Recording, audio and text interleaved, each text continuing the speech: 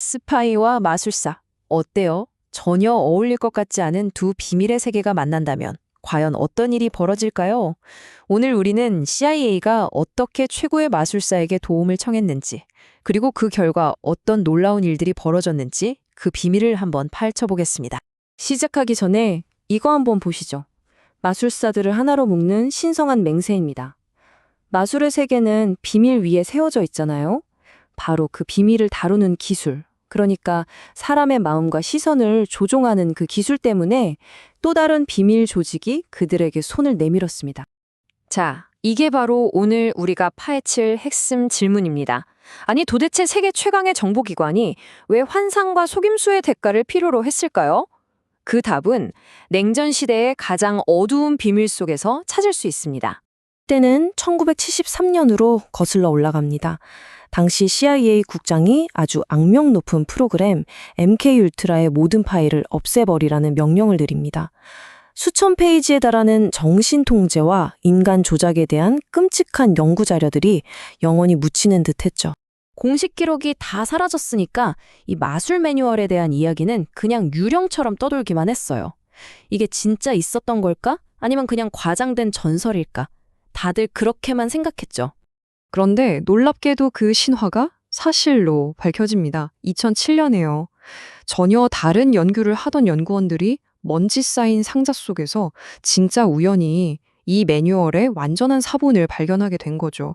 수십 년간 잠들어 있던 냉전의 비밀이 마침내 모습을 드러낸 순간이었습니다. 여기서 진짜 중요한 건요, 이 두 권의 매뉴얼이 그 수많은 MK 울트라 프로그램 기록 중에 유일하게 그 파기 명령에서 살아남은 주요 연구 자료라는 점이에요. 이건 단순한 문서가 아니라 말 그대로 역사에 잃어버린 한 조각인 셈입니다. 아니, 근데 CIA는 도대체 왜 이런 비정상적인 방법까지 썼을까요? 이걸 이해하려면 시간을 좀 거슬러 올라가서 1950년대의 그 살벌했던 분위기를 느껴봐야 합니다. 이 타임라인을 보시면 당시가 얼마나 긴박했는지 바로 느껴지실 거예요. CIA가 만들어진 지 얼마 안 돼서 소련이 덜컥 핵실험에 성공해버립니다. 미국 입장에선 정말 생존의 위협을 느꼈겠죠. 규칙 없는 싸움에서 이기려면 기존의 상식을 뛰어넘는, 심지어는 비상식적인 방법까지도 필요했던 겁니다. 이 문장 한번 보세요. 당시 미국 지도부가 얼마나 절박했는지 그냥 그대로 보여줍니다. 혐오스러운 철학, 이런 단어까지 쓰면서 국민들이 이건 지지해야 할지도 모른다고 말할 정도였으니까요. 국가의 생존이 다른 모든 가치보다 우선했던 시대였던 거죠. 바로 이런 절박한 상황 속에서 CIA가 찾아간 인물이 바로 존 멀홀랜드입니다. 이분 그냥 마술사가 아니에요. 당대 가장 존경받는 마술사이자 인간의 심리를 누구보다 꿰뚫어보는 환상의 대가였죠. 자, 이 비교표 좀 보세요. 이거 진짜 흥미없지 않나요? 마술사가 화려한 손짓으로 우리 시선을 속이는 걸 주의 분산이라고 하잖아요. 이게 스파이가 적의 눈을 피해서 작전을 수행하는 비밀 공작이랑 원리가 똑같다는 거예요. 카드를 감쪽같이 숨기는 손기술은 정보를 몰래 전달하는 기술과 다를 게 없죠. 그러니까 본질적으로 마술과 첩보 활동은 인간의 인지적 허점을 파고들어 현실을 조작하는 기술이라는 공통점이 있었던 겁니다. 하지만 우리가 꼭 기억해야 할 게 있어요. 멀홀랜드의 작업은 그냥 재밌는 쇼가 아니었다는 겁니다. 이 사진을 보면 MK 울트라의 어두운 현실이 그대로 드러나죠. CIA는 LSD 같은 약물 효과를 알아보려고 아무것도 모르는 민간인들한테 끔찍한 실험도 서슴지 않았거든요. 멀홀랜드의 기술은 바로 이런 냉혹한 현실 속에서 적을 속이고 조종하기 위해 쓰일 예정이었던 거죠.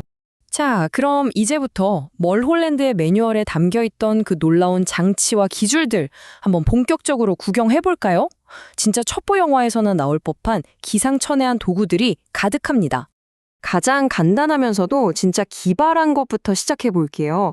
이 평범해 보이는 연필, 사실은 비밀 컨테이너였습니다.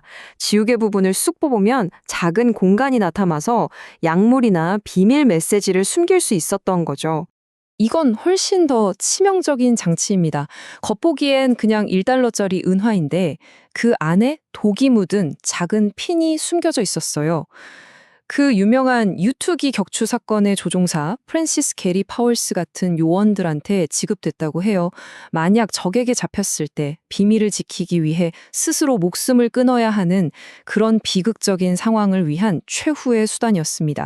이 이미지들을 보면 가장 잘 보이는 곳에 숨긴다는 원칙이 뭔지 딱 와닿으실 겁니다. 이 동전들, 마이크로필름을 숨기려고 내부를 아주 정교하게 파냈어요. 왼쪽 그림처럼 돌려서 열거나 오른쪽처럼 작은 구멍에 핀을 꽂아야만 열리는 식으로 겉보기에는 절대 알 수 없는 비밀 잠금 장치가 있었던 거죠. 그리고 이건 정말 은닉 기술의 끝판왕이라고 할 수 있겠네요. 이 캡슐은 몸 안에 은밀하게 숨길 수 있도록 설계됐는데 그 안에는 포로가 됐을 때 탈출에 필요한 9가지 도구가 들어있었답니다. 정말 상상을 초월하죠.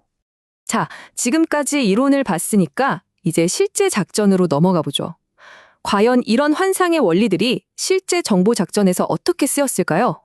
이 은닉 동전이 실제로 쓰인 가장 유명한 사례가 바로 이 속이 빈 니켈 동전 사건이에요.